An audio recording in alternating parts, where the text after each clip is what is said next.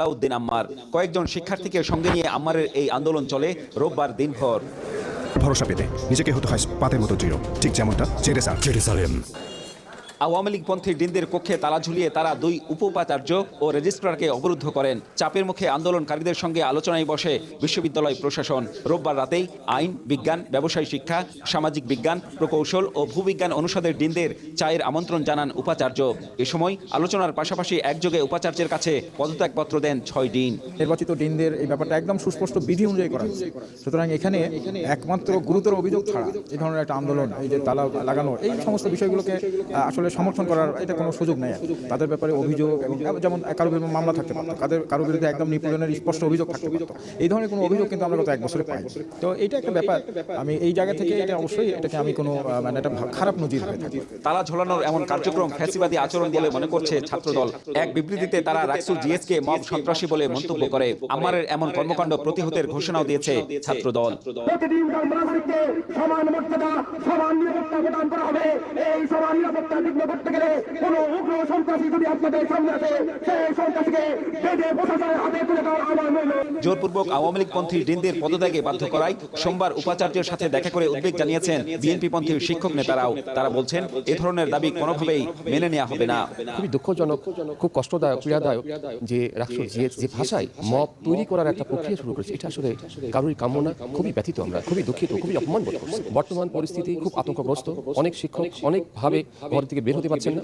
আমরা এটাও দাবি করেছি যে অনতিবিলম্বে এই পরিস্থিতির কিভাবে উন্নয়ন হবে, কিভাবে পরিস্থিতি শান্ত হবে, সেই শান্তকরণের পক্ষে আপনাকে করতে হবে। তবে এখানেই থামছে না আম্মারের আন্দোলন। জানালেন জুলাই নিয়ে নেতিবাচক প্রচারণা ও হাদি হত্যাকাণ্ডের মতো পরিস্থিতি তৈরির অপচেষ্টা করা 147 শিক্ষকের তালিকা তৈরি করা হচ্ছে।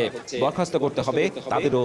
একটা ক্লাসে 90 জন বা 100 জন স্টুডেন্ট থাকে, ওনারা গল্পে সুন্দরভাবে বুঝাই উঠাতে পারতেছে যে সমন্বয়করাই, ওনারা গল্পে সুন্দরভাবে বুঝাই উঠতে পারতেছে যে জুলাই বিপ্লব আসলে একটা ধোঁয়াশা ছিল, আগে ভালো ছিলাম, এই ধরনের ন্যারেটিভগুলো উঠাইতেছে এবং বিভিন্ন ডিপার্টমেন্টের স্টুডেন্টরা এসে আমাদেরকে জানাচ্ছে। ওনাদের যে তালিকাগুলো হচ্ছে যত দ্রুত সম্ভব প্রশাসন যদি ব্যবস্থা না নেয় তাহলে আমাদের অবশ্যই এটা নিয়ে ব্যবস্থা নিতে হবে। বিশ্ববিদ্যালয়ের 12 জন নির্বাচিত ডিনের মধ্যে আওয়ামী লীগপন্থী 6 জন পদত্যাগ করলেও বাকিরা এখনো বহাল। তবে শূন্য হওয়া 6টি ডিনের পদের সোমবারই দায়িত্ব সমন্বয় করে নিয়েছেন উপাচার্য এবং 2 উপ-উপাচার্য। Ziaul Gani Selim, Star News, Rajshahi. আমার মনে হয় যে পরিস্থিতিটা চেঞ্জ হয়ে যাবে খুব শিগগিরই। এই যখন নির্বাচন বললেন যে মানুষ ভয় পাচ্ছে, এটা একটা ভয় পাওয়ানোর জন্যই কিছু ঘটনা ঘটানো হয়েছে বাংলাদেশে। দিস ইজ ট্রু যে যারা নির্বাচনটা চান না অথবা ভোটারদেরকে কিছুটা অ্যাংশাস রাখতে চান, আবার যে ইয়তের কথা বলা হলো যে তোমাদের একটা ভোট ডাজ ম্যাটার। সো এই পরিস্থিতিটা ক্রিয়েট করতে চাওয়া হয়েছে এবং এটা ক্রিয়েট করতে চাওয়া হবে, এটা আমরা জানি বা জানতাম। এটা ভেরি মাচ প্রেডিক্টেড যে তারা তো অতি সহজেই দেশটাকে তুলে আনার জন্য তারা চুপ করে বসে থাকবে না, সহযোগিতা তো করবেই না, আবার চুপ করে বসে থাকবেও না। তবে আমার যেটা মনে হয় যে যেহেতু সম্মিলিতভাবেই একটা সময় মনে হচ্ছিল সরকার হয়তো চায় না, অনেক রাজনৈতিক দল চায় না, প্রকাশ্যে বলেছে, প্যাসিভলি অ্যাক্টিভলি অনেক জায়গায় বলা হয়েছে, কিন্তু এখন দেখা যায় যে সবাই বলছেন নির্বাচনটা প্রয়োজন, যেটা আমরা বারংবার বলে এসেছি এবং একইভাবে বলে এসেছি। তখন আমাদেরকে বারবার টিটকারি দিয়ে বলা হয়েছে, অনেক ধরনের টন করা হয়েছে যে জুলাই অভ্যুত্থান কিন্তু নির্বাচনের জন্য হয় নাই। It's very much true, July অভ্যুত্থান তো নির্বাচনের জন্য হয় নাই, অন্যায় বিরুদ্ধে হয়েছিল, গণতন্ত্রের জন্য হয়েছিল। তো সেটার পথে যাওয়ার জন্য এখন দেখেন সবাই মিলে কিন্তু এক জায়গাতেই আছে যে নির্বাচনটা না হলে কিন্তু যে ভোটাধিকার আদায়েরও একটি বড় দাবি। সেটাই বলছি, গণতন্ত্র, ভোটাধিকার, গণতন্ত্রের ফার্স্ট স্টেপ কোনটা? ভোটাধিকার, অন্যায়, গণতন্ত্র এগুলোর ভিতরেই ছিল। তো সেই জায়গাটা থেকে আমার যেটা মনে হচ্ছে এখন সবাই মিলে যেতে চাচ্ছে, দেশের মানুষ চাচ্ছে, প্রত্যেকটা রাজনৈতিক দল চাচ্ছে, স্টেকগুলো চাচ্ছে এবং সরকারও চাচ্ছেন, কারণ সরকার এটা না চেয়ে এখন কোনো উপায় নেই। তো সরকারও চাচ্ছেন যে আমরা একটা নির্বাচন যেন করে দেশটাকে রাজনৈতিক দলগুলোর হাতে দিয়ে আমরা যেন যেতে পারি। তো সেই জায়গা থেকে বিএনপির পক্ষ থেকে আমাদের আন্তরিক চেষ্টা, প্রচেষ্টা, সহযোগিতা সরকারের জন্য বরাবরই ছিল। আমাদেরকে বিভিন্ন সময় বিভিন্নভাবে একিউজ করা হয়েছে, তারপরে কিন্তু আমরা সরকারের কাছ থেকে সহযোগিতা উঠিয়ে নিই। সেটা ছিল, আছে এবং থাকবে, এবং নির্বাচনকে সুষ্ঠুভাবে করার জন্য সেটা থাকবে। কিন্তু আইন শৃঙ্খলা আমরা রক্ষা করতে পারবো না। আমরা কোনটা করতে পারবো? যে আমরা সহযোগিতাটা করতে পারবো। এবং আমি বিলিভ করি যে প্রতিটা রাজনৈতিক দল সেই কাজটা করবে, এটা বিশ্বাস করি আমি এবং আমি চাইও সেটা যেন করে। এবং আমার মনে হয় যে আমাদের তো নমিনেশন পেপার সাবমিশন লাস্ট 29 তারিখ, 29 তারিখের পরে এই পরিস্থিতিটা আরেকটা অন্য দিকে চলে যাবে, একটা অন্য অধ্যায়ে ঢুকে যাবে বাংলাদেশ। তখন যাওয়ার পরে সিচুয়েশনটা অনেকটাই আমার মনে হয় যে এটা পজিটিভ দিকে চলে আসবে। সিসি বলেছেন যে ভোটের দিন এগিয়ে আসলে পরিস্থিতি উন্নত হবে। কারণ এখন কিন্তু অনেকটা বিপরীত হওয়ার সম্ভাবনা আছে কি? আমার মনে হয় না। যেমন আপনি হাদির ঘটনাকে যদি ফর এক্সাম্পল আমরা ধরি, যে এই ঘটনাটা ঘটিয়ে চেষ্টা করা হয়েছিল যে সিচুয়েশন উল্টে দিতে, সেটা কিন্তু বাংলাদেশের জনগণ হতে দেয়নি। হাদি আমার ছোট ভাই, তার জীবনটা চলে গেছে, তার সন্তানের খোঁজ আমরা কয়দিন নিব আমরা জানি না, তার মায়ের খোঁজ, তার স্ত্রীর খোঁজ আমরা কয়দিন নিব আমরা জানি না। হ্যাঁ, কোনো জীবনের মূলত টাকা থাকা হতে পারে না, যা গেল তারই কিন্তু গেল। কিন্তু রাজনৈতিকভাবে তার জীবনটাকে যারা এভাবে ইউজ করলো, ইটস পলিটিক্যাল কিলিং, এটাকে ডিজাইন করে পলিটিক্যাল কিলিং, এটা অন্য কোনো কিছু না। কে করেছে সেটা আপনাদের বের করতে হবে, এটা স্টেকটা বের করবে। কিন্তু এটা ঘটেছে। কিন্তু এই যে ঘটনাটা ঘটানো হলো যে উদ্দেশ্যে বিশাল একটা বড় ম্যাসাকার করার জন্য করা হয়েছে, সেটা কিন্তু হয়নি। সেটা আমি বলতে পারি এটা গভর্নমেন্টের একটা মোটামুটি একটা সাকসেসই বলা যেতে পারে, যে মন্দের ভালো যেটা বলা যায়, যে না এটাকে ট্যাকল তারা দিতে পেরেছে। তো আমার মনে হয় যে এটা আল্লাহর, আমরা সবাই দোয়াও করি, আমরা চাইও, আমরা সকলে কোঅপারেট করতে চাই সরকারকে, সবাইকে, ইসিকেও, প্রশাসনকেও, যে আমরা চাই যে দেশটাকে নিয়ে এগোতে হবে। দেশ না বাঁচলে আমরা কেউ বাঁচবো না, দলও থাকবে না, মানুষও থাকবে না, কেউ থাকবে না। আমার মনে হয় যে এটা পরিস্থিতিতে চেঞ্জ হবে। সরকারের শীর্ষ পর্যায়ে থেকে কিন্তু আশঙ্কা প্রকাশ করেছে এর চেয়ে বড় ঘটনা ঘটতে পারে, তাদের মধ্যে এক ধরনের উপলব্ধি আছে বা যদি শঙ্কা সেটা, আছে। এটা খুব ভালো, যদি তাদের আশঙ্কাটা থেকে থাকে তাহলে প্রিকশনটা তারা ভালো করে নিতে পারবেন, মেজারগুলো ভালো করে নিতে পারবেন। তাদের ইন্টেলিজেন্স যদি ঠিকমতো কাজ করে তাহলে তারা ওনার backup plan A, plan B, plan C রাখতে পারবে। This is very good thing. না পা এখানে হচ্ছে যে সরকার তো আসলে করতে পারে না, আশঙ্কা জানাইতে পারে না, সেটাই আমি বলি, তারা নিজেরাই বলছে বড় কিছু ঘটতে আমি পারে। সেটাই বললাম যে আশঙ্কা না জেনে আপনাদের প্রিকশনটা দিতে হবে এখানে, যে আপনার এটা তো জনগণ করতে পারবে না, হ্যাঁ, জনগণ আপনাদেরকে সহযোগিতা করতে পারে।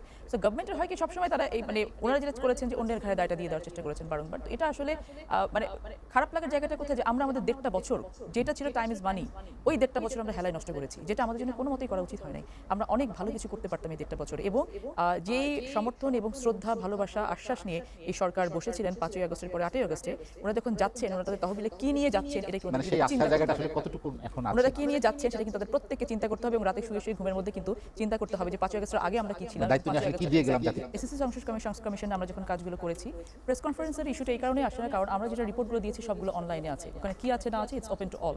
সো এটা দেখা যায়, বোঝা যায়, সবকিছু করা যায়। এবং সংস্কার কমিশনের যেই অর্গানোগ্রাম ছিল, স্ট্রাকচার ছিল, পলিসি ছিল এবং রুলস এন্ড রেগুলেশন ছিল, সেখানে আমাদের নিজেই বলেছেন যে একটি দায়িত্বটা সুপারিশ হচ্ছে গ্রহণ করা হয়। হ্যাঁ, আমি নিজেই বলেছি সুপারিশ গ্রহণ করা হয় না। আমাদের কাজটা ছিল শুধু আমাদের রিপোর্টটা দিয়ে দেওয়া।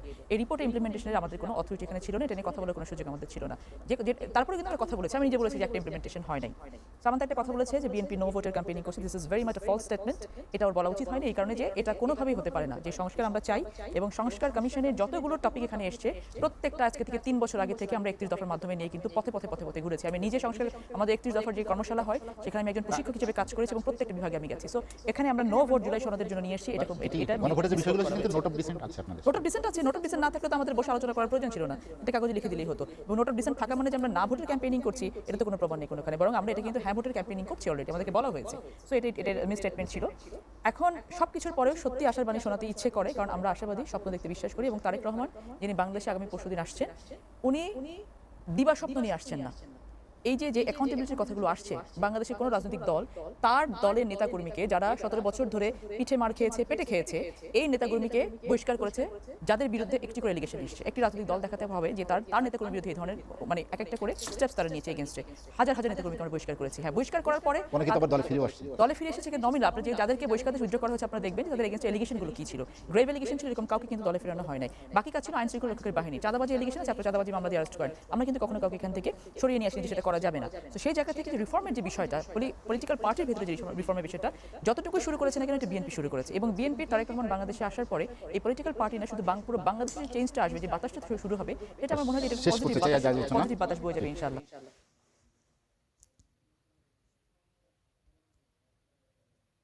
আম্মু ব্যারিস্টার আরমানকে কি পাওয়া গেছে? আম্মু বলে নামটা বলিস না, বলে আচ্ছা এখন তো অসুবিধা নাই। আমি 10 বছর এই ছেলেটার নাম ফোনে বলতে পারি নাই, যে ওকে কি পাওয়া গেছে বলতে পারি নাই। এখন এত বড় একটা ঘটনা বাংলাদেশে ঘটে গেল, ইন্টেলিজেন্স ছিল না। বাংলাদেশ তো দুটো পত্রিকা অফিসের উপর এত বড় হামলা হলো, তারা বারবার বলছে আমরা সহযোগিতা চাই, আপনাদের কাছে পাই নাই। What is this?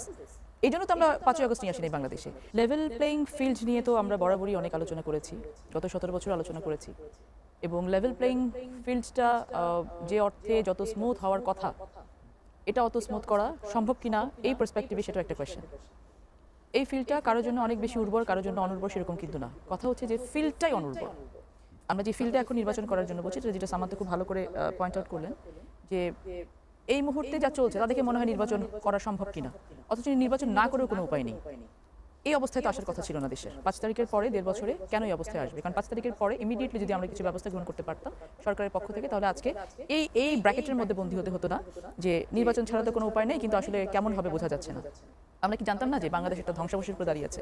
আমরা কি জানতাম না যে 17 বছরে কি হয়েছে? আমরা কি জানতাম না যে we need to stabilise this country first, after that এটাকে কি করা যায়? সো এগুলোর জন্য যেটা করা দরকার ছিল সেগুলো তো আমরা 1.5 বছরে করি নাই।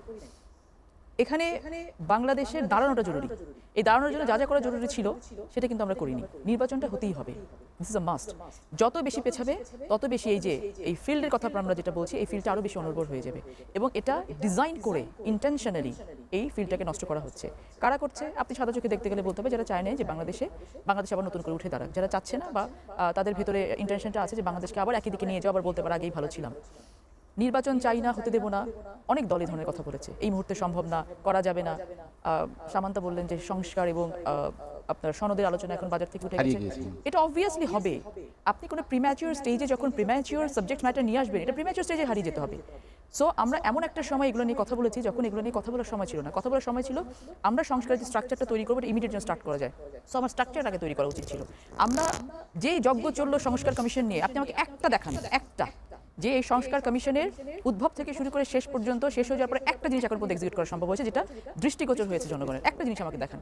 তাহলে আপনি কেন এই সময়টুকু নষ্ট করলেন বাংলাদেশের জন্য? আমাদের হাতে তো হিউজ সময় ছিল না। আমাদের যেটা ছিল যে 5ই আগস্টে আমাদের সন্তানরা, ভাইরা, বোনরা রক্ত দিয়েছে। আমরা 17 বছর নির্যাতনের শিকার হয়েছি। কেন হয়েছি? কারণ আমাদের উপরে একটা কালো ছায়া মাফিয়াতন্ত্র বসেছিল। আমরা বিদায় করেছি, সেটাকে বিদায় করেছি। করার পরে কি হচ্ছে? আমাদেরকে তো স্টেবল করতে হবে দেশটাকে। স্টেবল করার জন্য তো আমার সংস্কার কমিশন করা 6টা, আমি নিজে একটা সংস্কার কমিশনের মেম্বার ছিল, দুদক সংস্কার কমিশনে কাজ করেছি, সবই করেছি। কিন্তু দুদক সংস্কার কমিশনের যতগুলো প্রপোজাল আমরা দিয়েছি একটাও তো আমরা এখন চোখে দেখি না। তো কেন এই আমার আর্জেন্ট সময়টাতে আমি ফিল্ড তৈরি না করে, আমার ফিল্ড তৈরি করা উচিত ছিল দুটো। একটা হচ্ছে জুলাই অভ্যুত্থান হয়েছিল যে আমার উপর অন্যায় হয়েছে, বিচার করো, আর বিচার করার জন্য স্ট্রাকচার তৈরি করো, বটম লাইন। সেটা একটাও কি করেছি আমরা?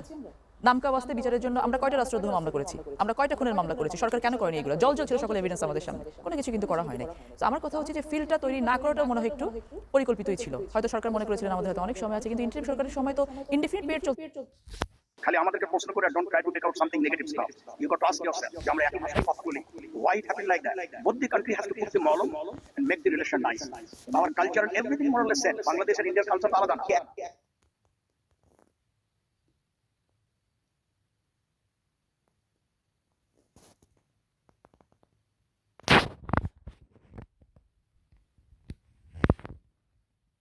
এক হাতে তালি বাজে না, with one hand doesn't make a sound, it takes both hands. আপনি এখানে বাংলা যখন করছেন, ঢাকায় দেখেন যে আমাদের মতনই এরকম ভারতবর্ষ থেকে গেছে একটা delegation, they have been facing the same question and they have been answering এক মাইল দুই ভাই হয় না, তো দুই ভাই গন্ডগোল লাগে না, লেগে আবার ঠিক হয় নাকি হয় না, সেম এটা হবে, এটা কোনো ব্যাপার হলো নাকি?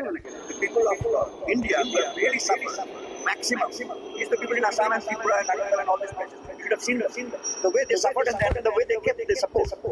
The first part of my congratulations, or rather my respect and thanks, should be to the people of all the people of India, West Bengal as well as Assam and Tripura. Without their support, no government would have done anything for us.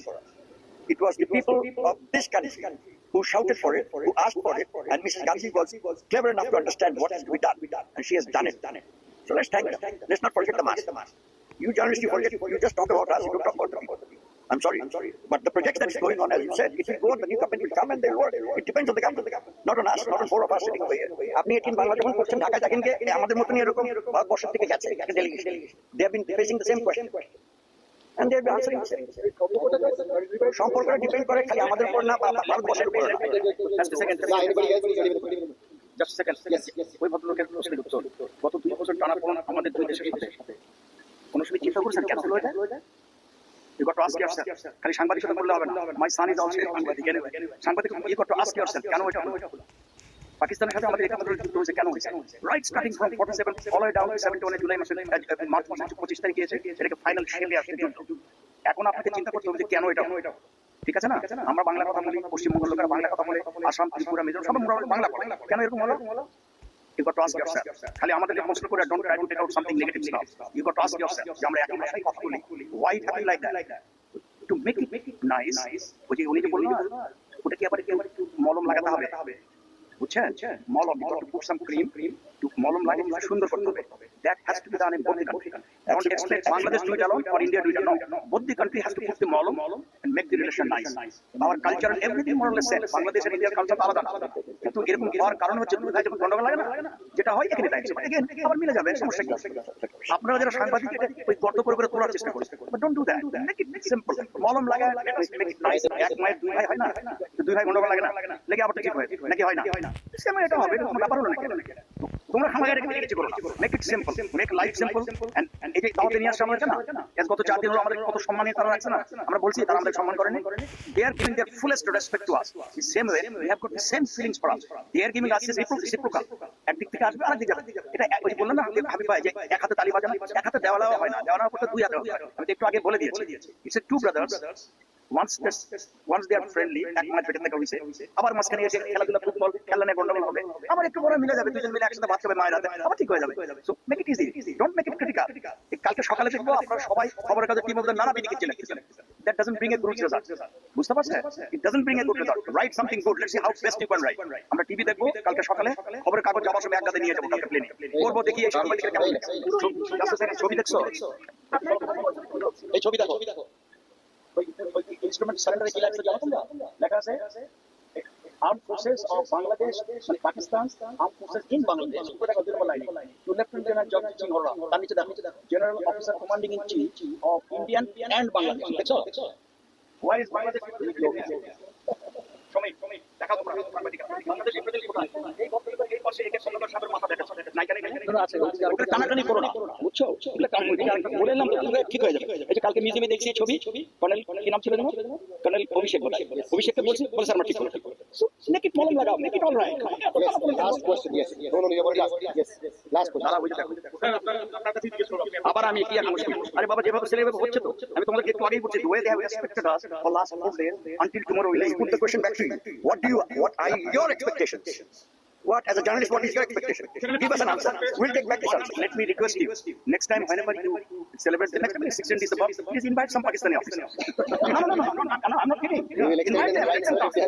Like one of the generals asking me, like one of the generals asking me, because I read a lot of books. That's a bad habit. I read a lot of books. I asked him, then he asked me, the general asked me, which book I read. I said, first TV, Brigadier Siddiq Saleh's Witness and Suspect. You get a lot of information. উনি মনের বলে হোক আর যেভাবে হোক অনেক শক্তি, ওই বইটা আমি 4 বার পড়ছি। সম্মান এখন কথা হলো, এই জন্য আমি বলি ওই সিদ্দিক সালেহ তো মারা গেছে প্লেন ক্র্যাশে জিয়াউদ্দিনের সঙ্গে। Invite them, I have my personal request to you guys, invite them, those who are war veterans, let them come, let us interact. We come, you are here, let them come. Why? Then in that case we become 3 brothers. Let them come. Have you noticed our age and your age? Yes. We are all 73 above 75. I'm 76.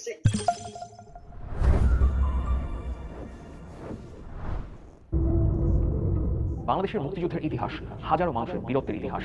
এই ইতিহাসে কিছু মানুষ রয়েছেন যাদের অবদান শব্দে ধরা পড়ে না। আলোচনা কেন্দ্রের বাইরে থেকেও তারা ঘুরিয়ে দিয়েছিলেন ৭১-এর ইতিহাসের মোড়।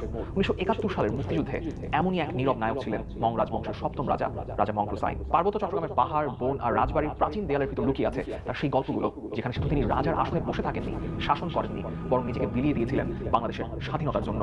মহান বিজয় দিবসে দ্য ডেইলি স্টারের বিশেষ আয়োজন এই মং রাজাকে নিয়ে।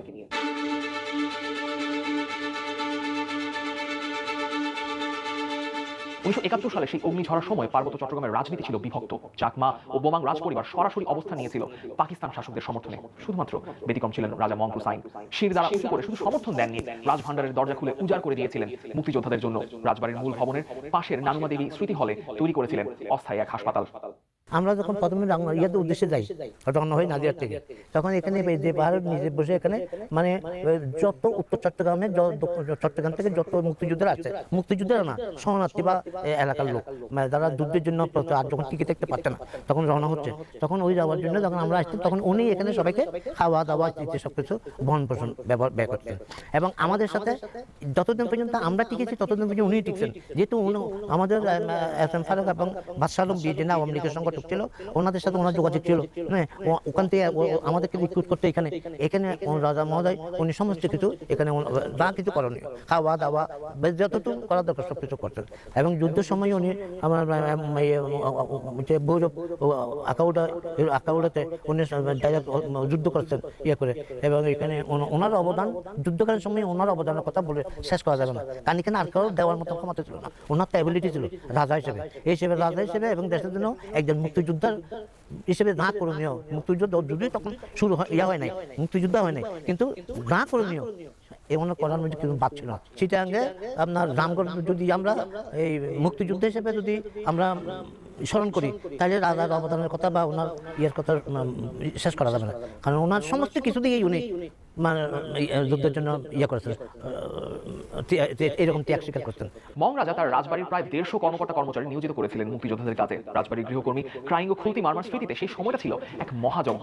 একবেলা তারা করছেন 4-5 বার রান্না, সাথে হাজারো মানুষের ভিড় সেখানে আছে, কেউ আসছেন কেউ যাচ্ছেন। এইখানে এক মাসেই আস্তে আস্তে শরণার্থীরা, বাঙালি শরণার্থীরা আসতে শুরু করে। বিভিন্ন রাউজান, ফটিকছড়ি, ওই বাঁশখালী, সাতকানিয়া এই অঞ্চল থেকে, বোয়ালখালী, পটিয়া এই অঞ্চল থেকে যখন পাকিস্তান আর্মি তারপরে তাদের এই যে রাজাকার বাহিনীরা আক্রমণ, লুটপাট, বাড়িঘর জ্বালিয়ে দেয়, তখন আস্তে আস্তে আসা শুরু করে। তখন কিছু ইপিআর, বাঙালি ইপিআর, পাহাড়ি ইপিআর ওখান থেকে চলে এসে আমাদের সাথে আমাদের মানিকছড়িতে আশ্রয় নেয় এবং আমার নানার সাথে ওরা জয়েন করে। যুদ্ধের শুরুতেই রাজ পরিবারের সংগ্রহে থাকা 33টি রাইফেল, গুলি ও অন্যান্য অস্ত্র তুলে দেওয়া হয়েছিল মুক্তিযোদ্ধাদের হাতে। আমার নানার তখন আমার জানা মতে 47টা অস্ত্র ছিল। তো এই ম্যাক্সিমাম অস্ত্র মুক্তিযোদ্ধাদের দিয়েছেন, দান করেছেন স্বাধীনতা যুদ্ধে অংশগ্রহণ করার জন্য। আমার নানার বিদেশে কিছু অর্থ ছিল, ওগুলিও আমার নানা দান করেছেন। তারপর আমার নানার গাড়ি ছিল, আমাদের তখন ওই 2টা গাড়ি ছিল, 2টা গাড়ি আমার জানা মতো 2টা গাড়ি মুক্তিযোদ্ধাদের দান করেছেন। পাকিস্তানি আগ্রাসন বাড়তে থাকায় রাজবাড়িতে থাকা হয়ে উঠেছিল বেশ বিপজ্জনক।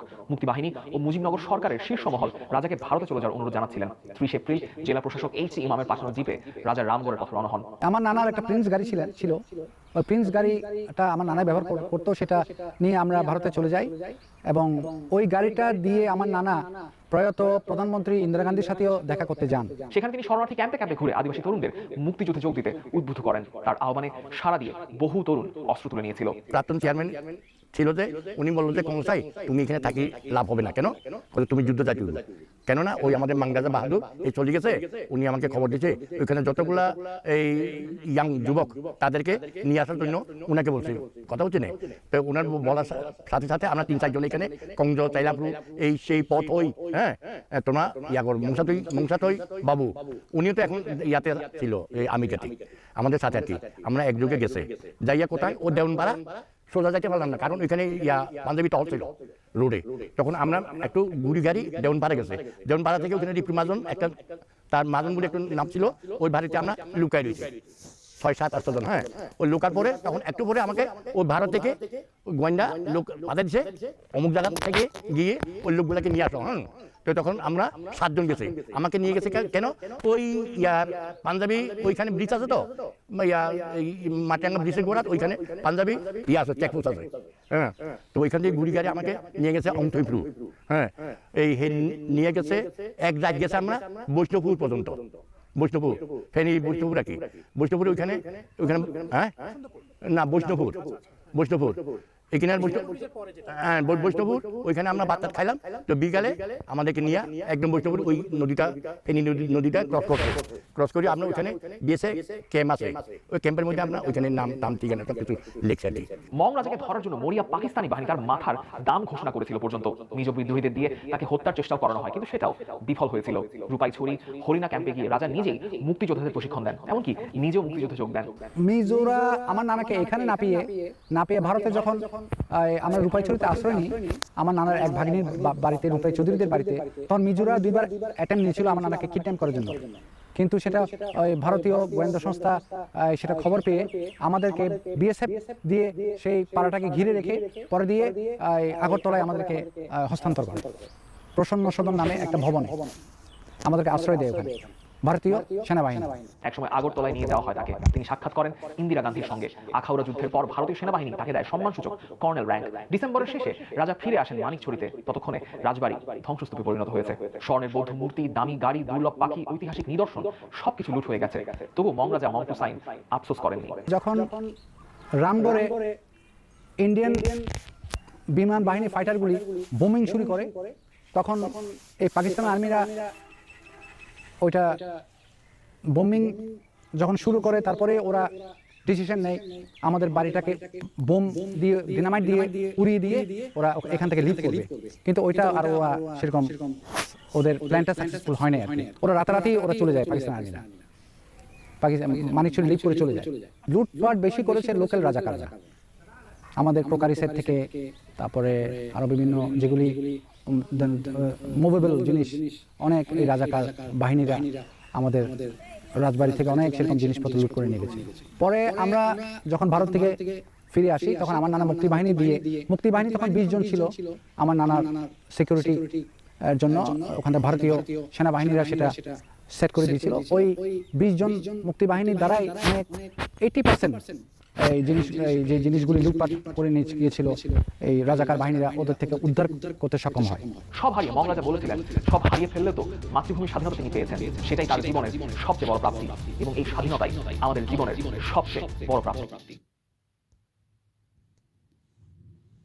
আসলে পাকিস্তানি করছে। আল-বদর কিন্তু কখনো পরাজয় স্বীকার করে নাই, এবং এই পুরো ঘটনাগুলোর দায় সে নিচ্ছে। সেলিম মনসুর খালেদের আল-বদর যে পাকিস্তানি ছেলে, তার বইতেও আছে যে সেই মোহাম্মদপুর ফিজিক্যাল ট্রেনিং সেন্টারে আল-বদরের হেডকোয়ার্টার। নিয়াজি কিন্তু পেনশনও পায়নি, কিন্তু রাউফর আলী সবকিছু পাইছে। এই সবকিছুর কারণ হিসেবে নিয়াজি বলছে যে এই যে বুদ্ধিজীবী হত্যাকাণ্ড করছে সফলভাবে, এই জন্য সে এটা পাইছে। যেটা নিয়ে সবচেয়ে বেশি বিতর্ক হয় বলে আমার ধারণা, বুদ্ধিজীবী হত্যাকাণ্ড দিবস, যে কারা মারল বুদ্ধিজীবীদেরকে। 14 তারিখ তো বাংলাদেশ স্বাধীন হয়েই যাচ্ছে, তখন প্রায় 16 তারিখে স্বাধীন হয়ে গেল, সারেন্ডার পাকিস্তান। তো 14 তারিখে এসে কারা আসলে এতগুলো ইন্টেলেকচুয়ালকে মেরে ফেলবে একসাথে, এই ব্যাপারে আপনারা এইখানে আমি আসলে আবার আগের মতোই চেষ্টা করব একটু পাকিস্তানিদের দলিলে ফিরে যেতে। কারণ আমাদের এখানে এই ধরনের একটা আলাপ চালু করার চেষ্টা করা হয় যে এটা আসলে পাকিস্তান আর্মি করে নাই বা রাজাকার আল-বদর করে নাই, এটা আসলে ইন্ডিয়ান আর্মি করছে বা মুক্তিযোদ্ধাদের মধ্যে নিজেদের মধ্যে ক্ল্যাশের মধ্যে মারা গেছে।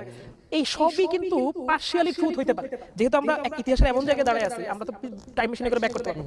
কিন্তু আমরা যেটা করতে পারি, আমরা অ্যাকাউন্টগুলোর অ্যাকিউজদের সাথে কথা বলতে পারি থ্রু হিস্ট্রিক্যাল এভিডেন্স। আচ্ছা, 16 ডিসেম্বর স্বাধীন হওয়ার পর পাকিস্তানি সৈন্যরা তো সবাই অ্যারেস্ট, তাদের সবাইকে নিয়ে যাওয়া হয় কিন্তু ভারতে, এবং 1 বছর সময়কাল তারা সবাই কিন্তু ভারতে বন্দী আছে। বাংলাদেশের মুক্তিযুদ্ধে 2 জন পাকিস্তানি গুরুত্বপূর্ণ জেনারেল হচ্ছে জেনারেল নিয়াজি আর রাও ফরমান, যাকে মনে করা হয় বুদ্ধিজীবী হত্যাকাণ্ডের নায়ক। তো এই রাও ফরমান আলী বিষয়ে বাংলাদেশের মানুষের খুবই উত্তেজনা ছিল। এটার কারণটা কি? কারণ হচ্ছে রাও ফরমান আলীর অফিস থেকে একটা ডায়েরি উদ্ধার করা হয়েছিল, এবং ওই ডায়েরিতে বুদ্ধিজীবীদের নামীয় তালিকা ছিল, এবং বাংলাদেশের মানুষ, বিশেষ করে ঢাকার মানুষ জানতো যে এই তালিকা ধরে ধরে বুদ্ধিজীবীদেরকে কিল করা হয়েছে। ওই তালিকার অনেক বুদ্ধিজীবীদের কার কখনো খুঁজে পাওয়া যায়। তো ওই তালিকাটা যখন আবিষ্কার করা হলো ওই অফিস থেকে, বাংলাদেশের মানুষ এত উত্তেজিত হয়ে গেল যে জেনারেল নিয়াজি ওনার বইতে লিখতেছে যে ভারতের কাছে বাংলাদেশের পক্ষ থেকে বলা হয়েছে যে 92,000 সৈনিকের বিচার করতে হবে না, আমাদেরকে শুধু রাও ফরমানকে দিয়ে দাও, ওকে বিচার করলে এখানকার মানুষ ঠান্ডা হয়ে যাবে, কারণ এরকম ডকুমেন্টেড একটা বিষয়। কিন্তু নিয়াজি বলতেছে আমি কিন্তু রাও ফরমানকে সেভ করছি তখন, কিন্তু পাকিস্তান আমাকে কি দিল? আমাকে চাকরিচ্যুত করলো, কিন্তু রাও ফরমানকে ফৌজি ফাউন্ডেশনের চেয়ারম্যান করা হলো, সে বেতন পাইলো, বোনাস পাইলো, এবং ইয়াও পাইলো, পেনশনও পাইলো। নিয়াজি কিন্তু পেনশনও পায়নি, কিন্তু রাও ফরমান সবকিছু পাইছে।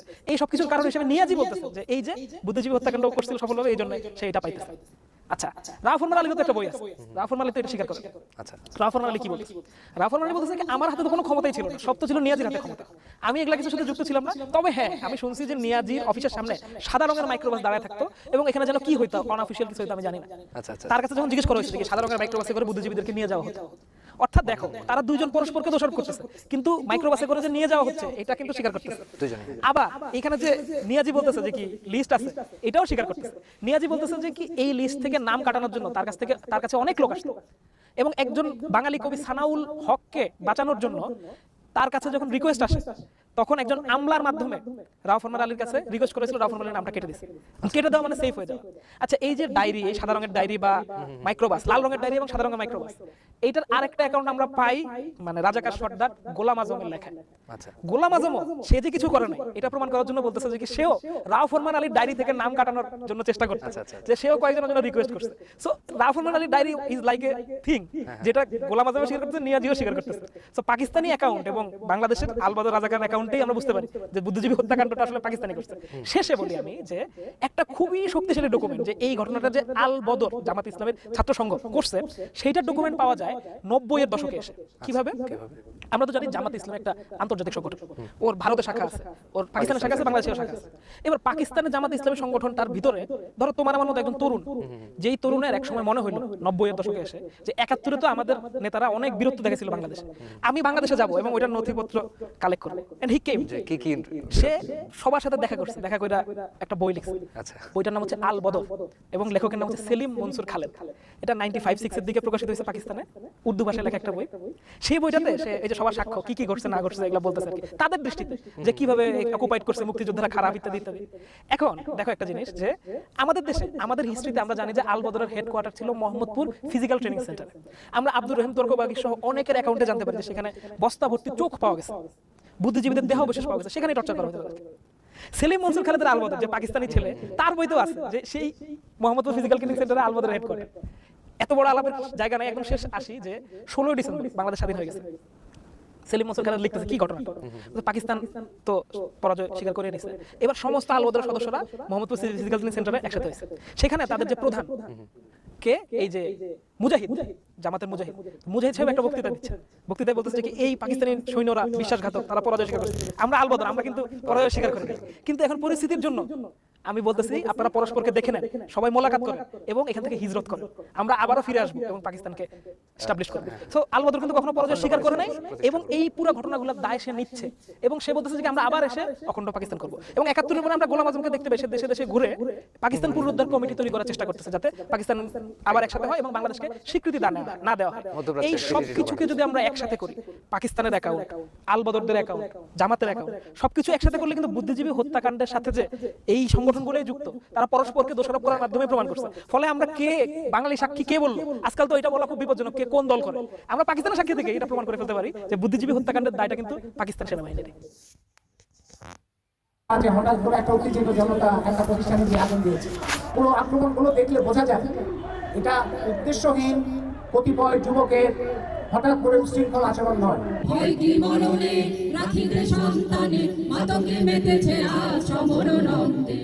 একটা অনিশ্চয়তা কিংবা নিরাপত্তাহীনতার মধ্যে জনগণের শক্তি সংগঠিত করার যে দায়িত্ব, সেই দায়িত্ব আমাদের উপর অর্পিত হয়েছে। গত 18 তারিখ রাতে যে ঘটনাগুলো ঘটেছে, প্রথম আলো, ডেইলি স্টার, ছায়ানট, পরের দিন উঠেছি এবং সারা বাংলাদেশে বিভিন্ন ভবন এবং প্রতিষ্ঠানে যে ভয়ঙ্কর আক্রমণ, হামলা এবং অগ্নিসংযোগ হয়েছে, সেগুলো অবিশ্বাস্য ঘটনা। কারণ এটা একটা এরকম না যে হঠাৎ করে একটা উত্তেজিত জনতা একটা প্রতিষ্ঠানে গিয়ে আগুন দিয়েছে।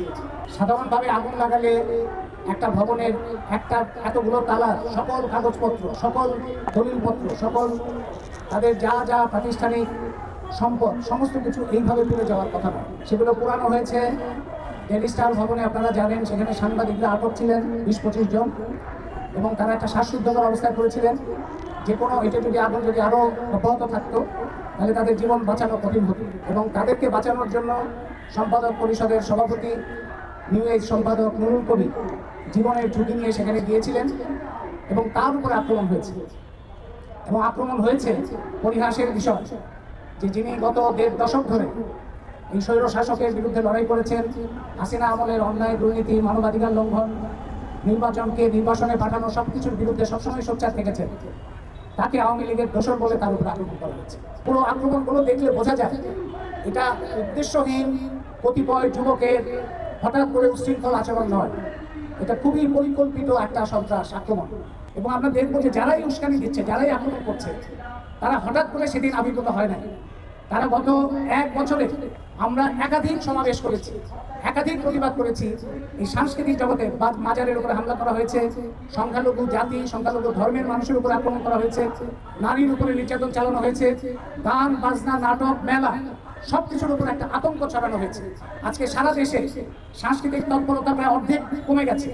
বহু মেলা বন্ধ করা হয়েছে, বহু খেলা বন্ধ করা হয়েছে, বহু কনসার্ট বাতিল করা হয়েছে, বহু নাটকের মঞ্চায়ন স্থগিত করা হয়েছে। নাটকের সাথে যুক্ত যে ব্যক্তিবর্গ, সাংস্কৃতিক সংগঠনের সাথে যুক্ত ব্যক্তিবর্গ, গানের সাথে যুক্ত বিভিন্ন ব্যক্তি, গানের শিক্ষক, তাদের অনেকে এখন বেকারত্বের মধ্যে আছে।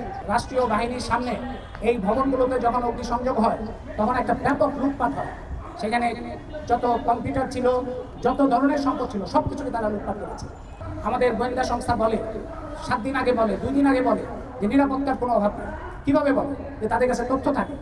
তাহলে এই মাসের পর মাস উস্কানি দিচ্ছে দেশ এবং বিদেশ থেকে যারা ফেসবুকে লিখিতভাবে বলছে আক্রমণ করো, এই জায়গায় আক্রমণ করো, সেই জায়গায় আক্রমণ হচ্ছে, তাদের ব্যাপারে গোয়েন্দা সংস্থা কোথায় ছিল? কেন তারা এই কাজগুলো করে না? সরকারের এই নিষ্ক্রিয়তা কেন? বাংলাদেশকে যে কোনো দিকে নিয়ে যাওয়ার যে প্রবণতা, জনগণের স্বার্থের বিরুদ্ধে একটা সাম্প্রদায়িকতা দিয়ে, জাতি বিদ্বেষ দিয়ে, লিঙ্গীয় বিদ্বেষ দিয়ে এবং শ্রেণী বিদ্বেষ দিয়ে বাংলাদেশকে একটা ভয়ঙ্কর গন্তব্যের দিকে নিয়ে যাওয়ার যে অপচেষ্টা, তার বিরুদ্ধে এই সম্মিলিত প্রতিরোধ দিয়ে আমাদের মোকাবেলা করতে হবে।